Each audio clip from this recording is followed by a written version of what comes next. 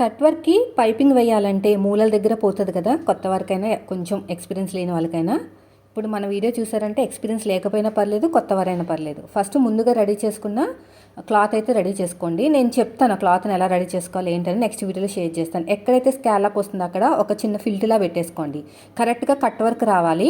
సూదిని కిందకి దింపి పాదాన్ని పైకి లేపి మొత్తం కూడా ప్రాసెస్ అనేది కొంచెం స్లోగానే జరుగుతుంది. వీడియోలో మీకు ఫాస్ట్గా వస్తుంది.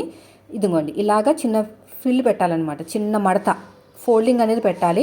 మళ్ళీ థ్రెడ్ పక్కనే సూదిని కిందకి దింపుతూ పాదాన్ని పైకి లేపుతూ మళ్ళీ కరెక్ట్గా ఆ కట్ వచ్చే చోట మీరు ఒక చిన్న మడత పెట్టండి. మళ్ళీ సూదిని కిందకి దింపి పాదాన్ని పైకి లేపి ఇక చిన్న ఫోల్డింగ్ పెట్టండి. జస్ట్ చిన్న ఫోల్డింగ్ అనమాట. ఆ ఫోల్డింగ్ అనేది మీకు కట్ట దగ్గరికి రావాలి.